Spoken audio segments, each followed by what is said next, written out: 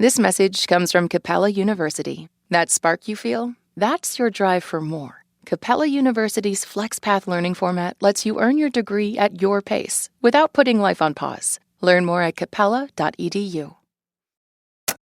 This is Planet Money from NPR.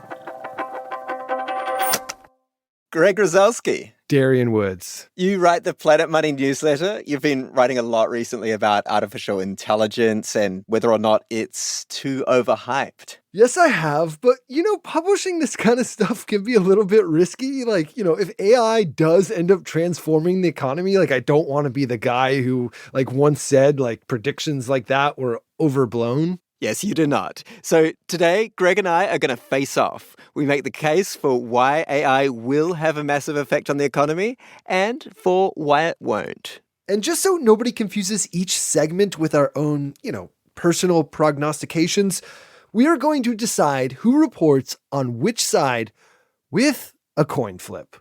A digital coin flip. Let's get ChatGPT to decide. What? I didn't even know we were going to do this. This is freaky. So, Greg, heads, you take AI is overrated. Tails, AI is underrated. ChatGPT, can you please flip a heads or a tails randomly? Sure, it's heads. It's heads. Whoa. Greg, you're going to look at whether AI is overhyped. Hello and welcome to Planet Money. I'm Darian Woods, co-host of The Indicator. And I'm Greg Rosalsky. Today on the show, we bring you 2 episodes from Planet Money's daily show, The Indicator. First, I'm going to make the case for why AI, like chatbots and image generators, will have a huge effect on the wider economy. And then I'm going to argue the opposite. May the best human win.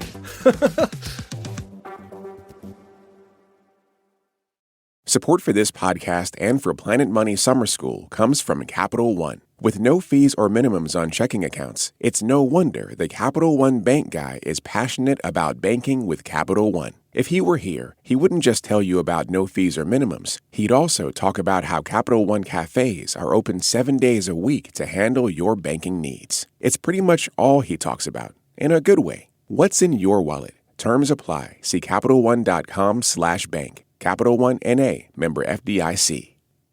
This message comes from Odoo. Running a business shouldn't feel like surviving a software group project. Start managing your business with one unified system.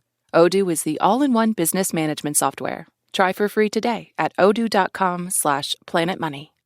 Support for this podcast and the following message come from Vanguard. Every day, shareholders meet to discuss important matters about the companies you invest in. Now you can make your voice heard too. Vanguard Investor Choice makes it easy to set your proxy voting preference for your eligible Vanguard index funds. Visit Vanguard.com/investor choice to learn more. Vanguard investors own shares of their index funds, and those funds own shares of the companies they invest in. Vanguard Marketing Corporation, distributor. All right, Greg, I want to convince you that generative AI will have massive effects on the wider economy. Huh. Okay, I guess I'm all ears. I'll start with some examples of how existing products and services are being made more productively right now with AI. Paul Doughty is the Chief Technology and Information Officer for Accenture, which is an IT consulting company. We've had $2 billion of generative AI sales just partway through our fiscal year. So in a gold rush, you are teaching the gold miners where to look for gold. We're maybe providing some of the maps as to where to go. Where do you find the value, and how do you get there exactly? Okay, so AI is great for consultants, huh? Yeah, that is true. I understand your cynicism, Greg. But Paul gives a bucket load of real examples. Take this government agency in Europe for pensions and welfare. They received 20,000 plus emails and letters every day. They didn't have enough people to even read them all. So generative AI could analyze the letters, it summarized what they were about, and it flagged those that required more attention. And it eliminated a backlog of 8 million letters. It reduced how long people were waiting to hear back from that government agency. So 6 to 8 weeks faster response time, big increase. That's a lot. This would have taken a 700% increase in their human staffing to do it if they had to do it with people. Also, there's the example of call centers. Classic AI use case here. Yes, so one company used it to understand what the customer was inquiring about and find the right solution. The result in this case was over a 30% improvement in productivity, and it was over a 60% increase in the measure of customer satisfaction. Paul says generative AI is also helping businesses expand. So take the insurance industry. Insurance, might not think of it as the most exciting, new industry to adopt technology, but in this case, they are at the forefront of applying generative AI. So when you apply for insurance, the company has to assess your risk. And for certain types of insurance, that's a lot of work. So let's take business interruption insurance and other commercial insurance. Paul says many insurance companies only take in about 20% of new requests. And that's because they simply don't have enough qualified underwriters to assess all of the thousands of pages of documents. With generative AI, you can do that all a lot more effectively. And in fact, we're seeing them add new underwriters because they can now onboard people with this technology to help them become proficient much more quickly. And look, Greg, I admit these examples are not the sexiest. Yeah, it's no AI generated video of like an alligator in space. Yeah, maybe that would convince you. But, I would argue that this is the point. A lot of the boring behind-the-scenes processes that make our economy tick are being quietly transformed in ways that'll make all of our lives better and easier. Maybe, but we're not talking like plumbing and electricity here. Bear with me, Greg. I've got more examples. So those were examples of how generative AI is helping existing products. There is a second category of how AI is reshaping the economy, which is completely new products. There's this company called Game Changer, and it has this product where you add in the scores for your kid's Little League team, and then using a type of AI, it spits out this newspaper-style article afterwards with a recap. Play-by-play coverage of your son or your daughter or the kids on the team. And you could envision all sorts of creativity and fun with this. I think it shows, the promise and potential that the technology will have. The wider implication of thousands and thousands of companies doing little things like this all across the world could be pretty vast. Tyler Cowan is an economist and a friend of the show. We're already using them to find new materials in the laboratory, to find new antibiotics, to crack problems in biology. Tyler sees those examples of what we're already doing now, and he thinks there is real promise ahead. It's going to increase the pace of scientific advance. So 20, 30 years from now, we're going to have much higher living standards because of generative AI.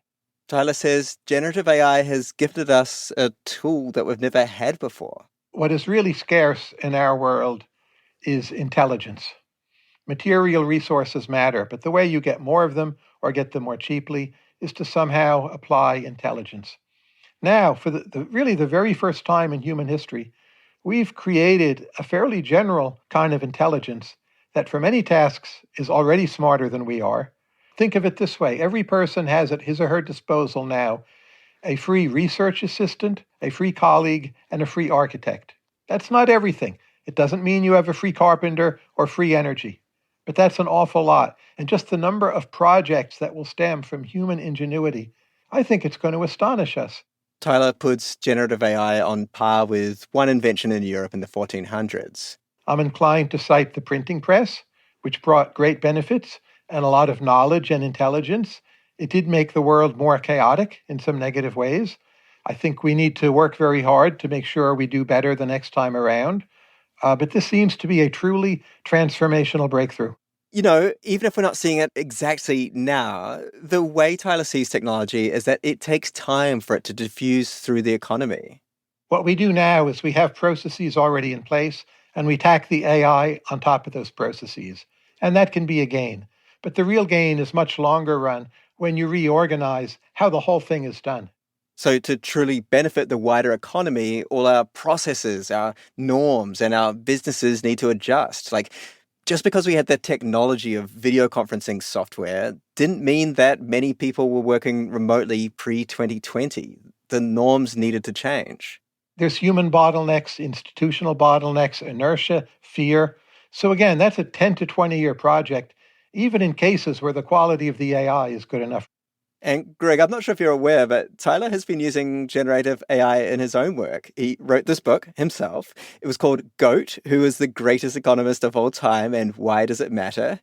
And it has this accompanying chatbot based on the book.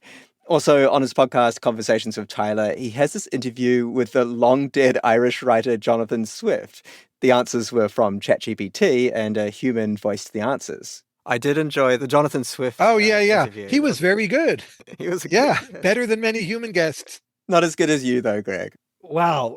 Was there some sarcasm in your voice there? Because I'm saying there is the promise of AI, but it will have things it can't do, like the warm human touch of Greg Rosalsky. Okay.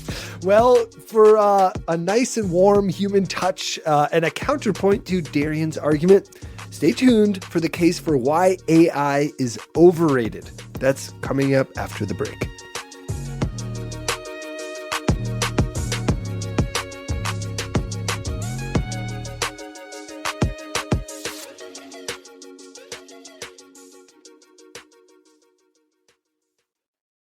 Support for this podcast and for Planet Money Summer School comes from Capital One. With no fees or minimums on checking accounts, it's no wonder the Capital One bank guy is passionate about banking with Capital One. If he were here, he wouldn't just tell you about no fees or minimums. He'd also talk about how Capital One cafes are open 7 days a week to handle your banking needs. It's pretty much all he talks about, in a good way. What's in your wallet? Terms apply. See CapitalOne.com/bank. Capital One N.A., member FDIC. This message comes from Dell Technologies. Interruptions happen at work, but with the Dell Pro laptop powered by Intel Core Ultra with V Pro, built with optimized battery and built-in intelligence, your tech won't slow you down. Dell.com/Dell-Pro. Built for you. All right, so I made the case for why AI is underrated. Now, Greg, it is your turn. Tell us, why is AI overrated? Darian, there are just so many reasons to believe AI is overrated. I could talk about the fact that productivity growth remains super disappointing. If AI were revolutionizing the economy, we would see it in the data. We're not seeing it. I could talk about the fact that AI companies have yet to find a killer app, and that perhaps the biggest application of AI could be like scams, misinformation, and threatening democracy.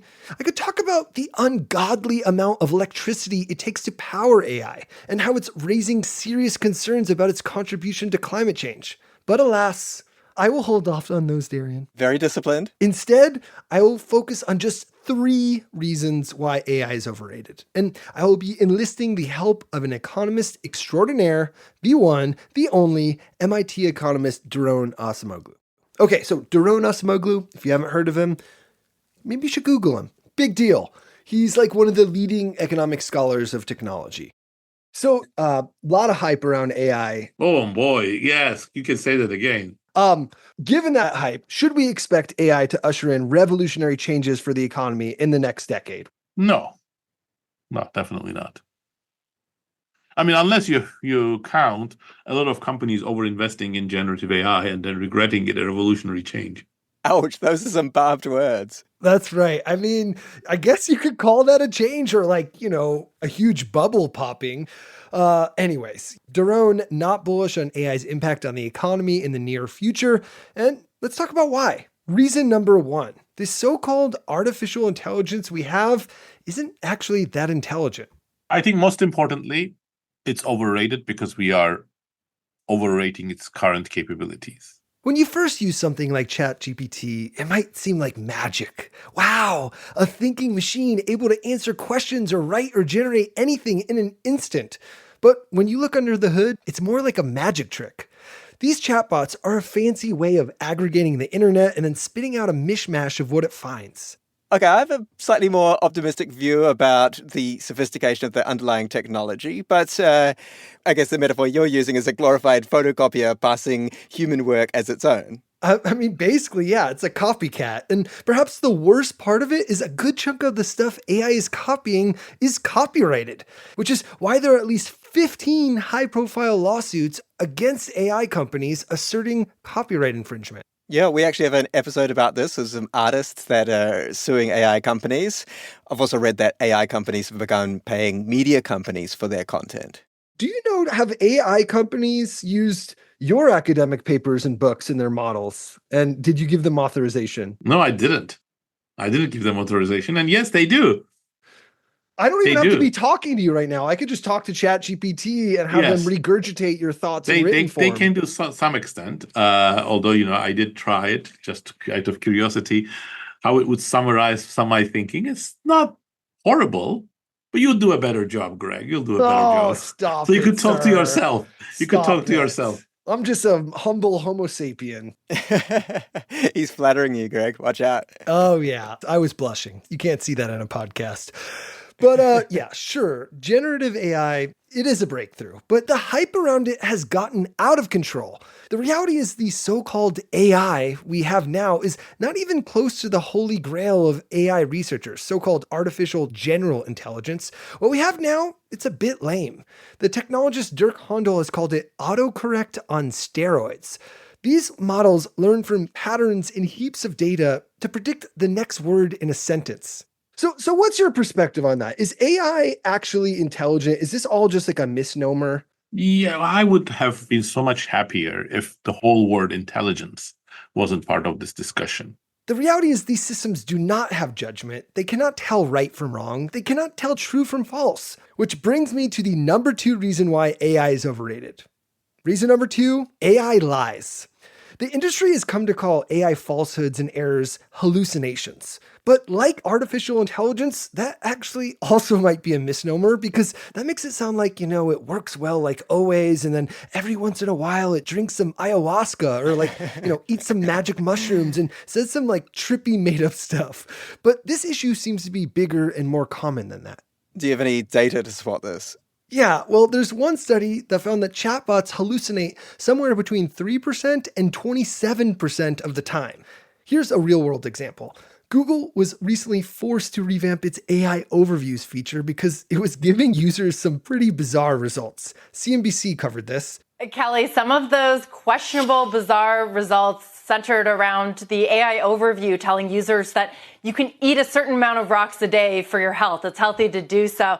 Many AI researchers are saying we cannot end the problem of hallucinations anytime soon, if not ever, with these models. That's because they don't know what's true or false, which brings me to reason number 3 why AI is overrated. Because AI is not intelligent and because hallucinations make it unreliable, it's proving incapable of doing most, if not all, human jobs. There are all of these jobs that AI was supposed to kill right away, like computer coder jobs or translator jobs, but AI is proving to be unreliable and too dumb to replace humans. Here's a recent example, drive-through attendants. For about 3 years, McDonald's piloted a program to use AI at some of its drive-thrus. Yeah, I saw this, and it was not the best look for AI.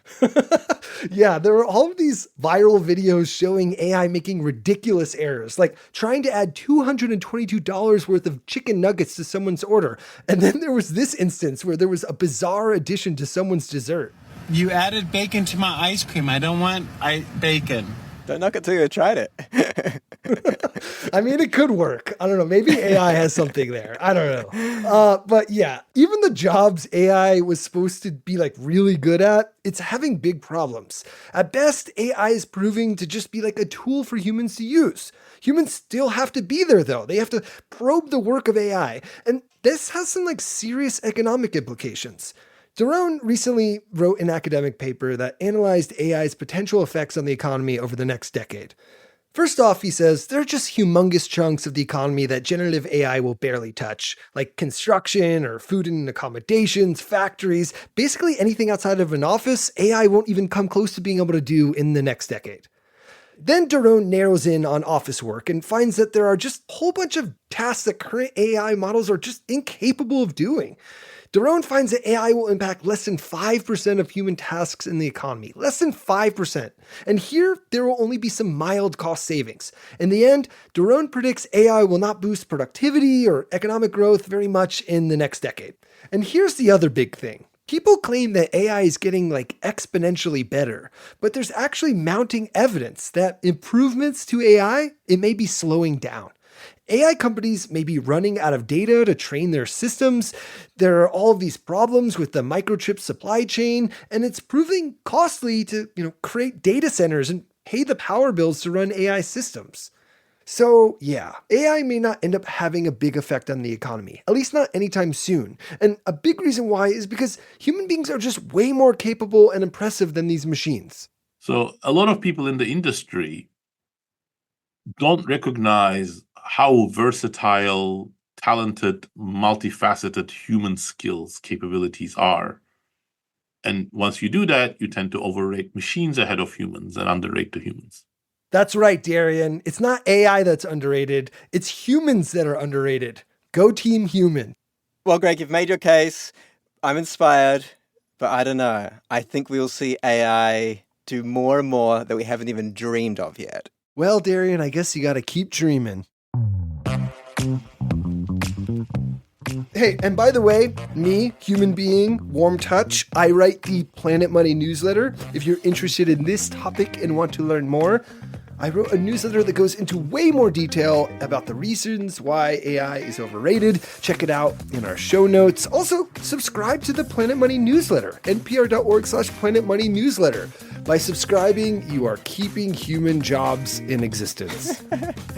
These episodes of The Indicator were originally produced by Corey Bridges and they were edited by Paddy Hirsch. They were engineered by Valentina, Rodríguez, Sánchez, and Neal, Rauch. They were fact-checked by Sierra Juarez. Concannan is The Indicator's editor. I'm Darian Woods. And I'm Greg Rosalsky. This is NPR. Thanks for listening.